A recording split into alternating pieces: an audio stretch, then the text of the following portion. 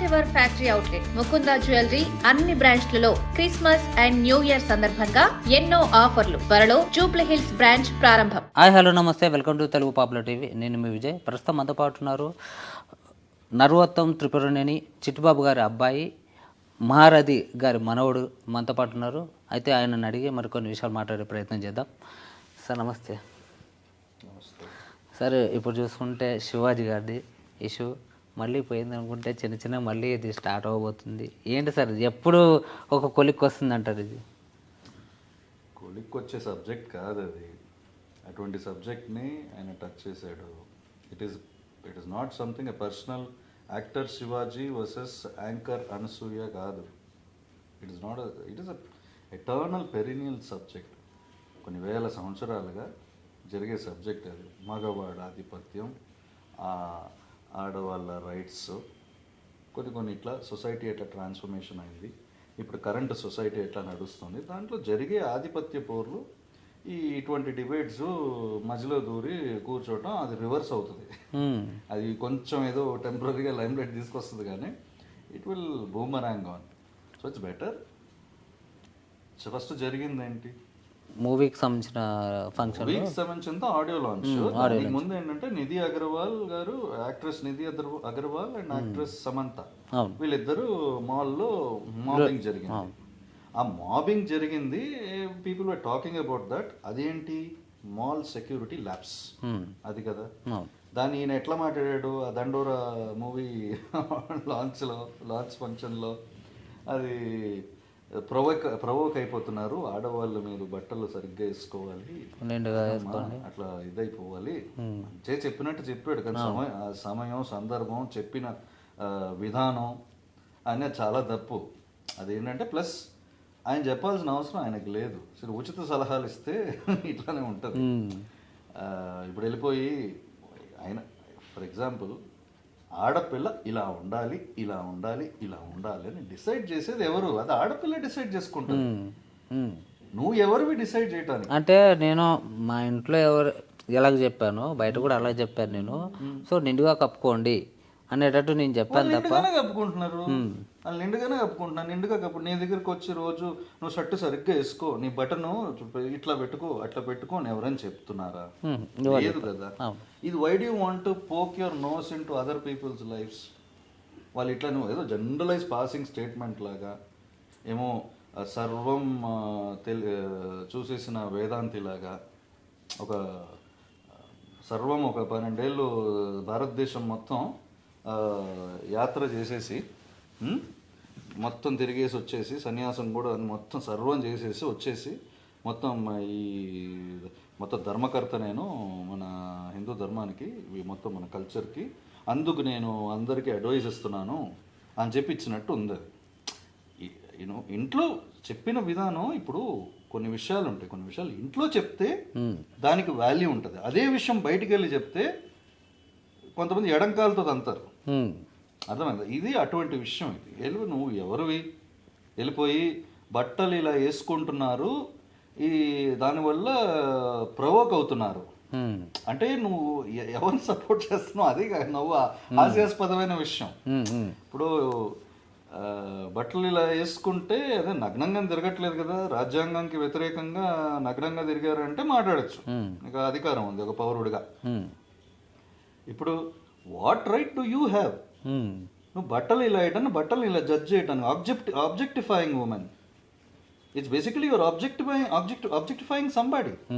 నువ్వు ఇట్లా వేసుకుంటున్నావు, అందుకు నేను ఇట్లా జడ్జ్ చేస్తున్నా, అందుకు నీ మీద వచ్చి పడతారు, అందుకు నీకు సేఫ్టీ ప్రికాషన్ కోసం చెప్తున్నాను. సేఫ్టీ ప్రికాషన్ చెప్పటం కాదు, ఫస్ట్ వాళ్ళకి భయం చెప్పు. ఆడపిల్లకి ధైర్యం ఇవ్వు. వాడికి వాడు ప్రవోక్ అయి వస్తున్నాడు అంటున్నావు కదా, వాడికి భయం చెప్పు. మక్కలు ఎరగతాను వాళ్ళు ఎవడు తెలుసుకున్నాడంటే అప్పుడు నిన్ను అభినందిస్తాం, అందరూ అభినందిస్తారు. నీకు ఇంట్లో మీరు చాలా సీనియర్ నటుడు, ఒక జగపత్ బాబు గారి తర్వాత ఒక సినిమా ఇండస్ట్రీలో ఒక ఫ్యామిలీ సబ్జెక్ట్స్, ఫ్యామిలీ రోల్స్ చేసి మంచిగా అందరిని ఆకట్టుకున్న వ్యక్తి. మీరంటే చాలామందికి ఇష్టం. మీరు మాట తీరు కొన్ని న్యాచురల్గా మన ఇంట్లో వాళ్ళు మాట్లాడినట్టు ఉంటుంది. So people like you. Don't cross certain boundaries వెళ్ళిపోయి ఎన్ని గుండెలుంటే ఆ మాట అంటారు నాకు అర్థం కాదు.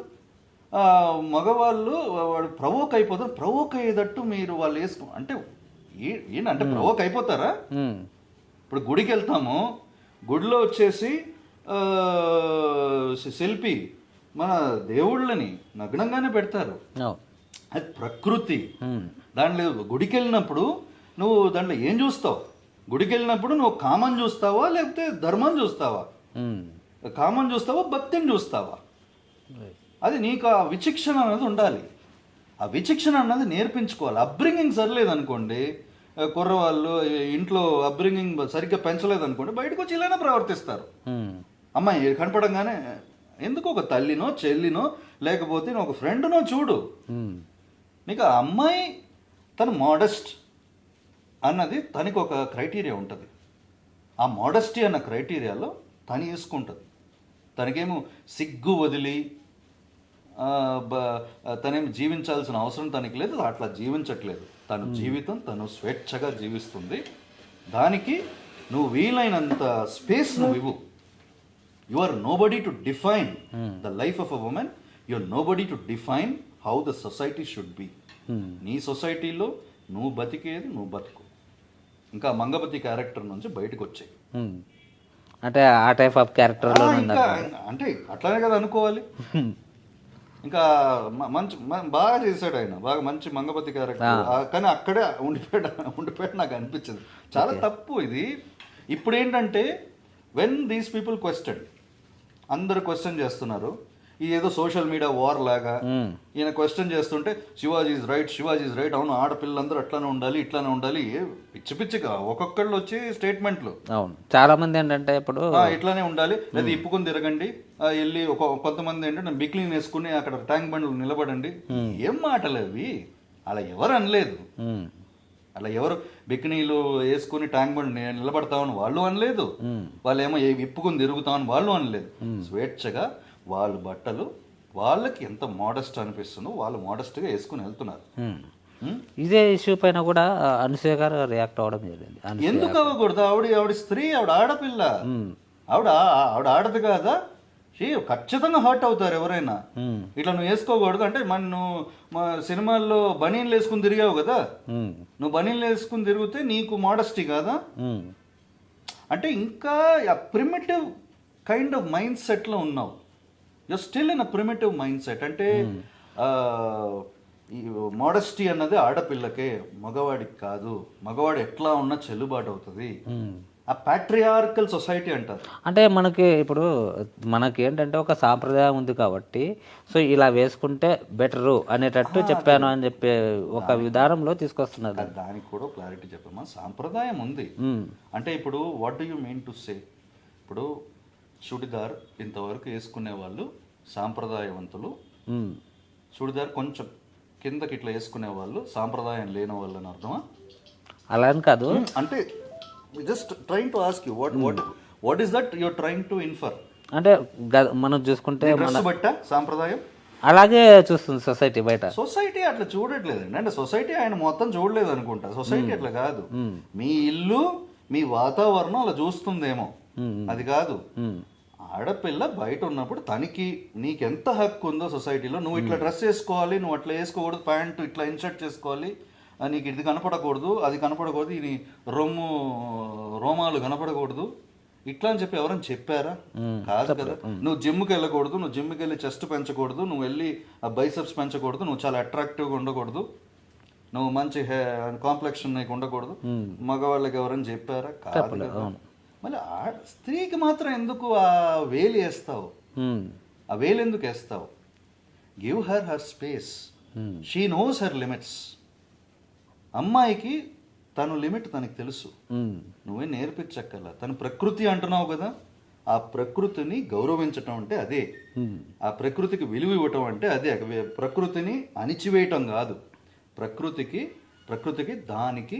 దాని స్వేచ్ఛనివ్వటమే ప్రకృతిని గౌరవించటం. ఇప్పుడు ఏంటి, వీళ్ళందరూ వచ్చి మాట్లాడిన తర్వాత బాగా కొంచెం పెట్టిన తర్వాత అంటే కొంచెం బాగా అదే మహిళా బాగా పెట్టారు. మంచిగా ఈ విషయం మంచిగా చేశారు. Because it doesn't stop with actor Shivaji. ఆయన ఏదో స్లిప్ ఆఫ్ ద టంగ్ ఆ టైంలో అనున్నా కూడా it has carried a long way. And ఇంకా చాలా మంది దిగుతారు, ఇట్లా మాట్లాడతారు. సో ఇక్కడ it should be nipped at the bud. చెప్పింది మంచిదైంది.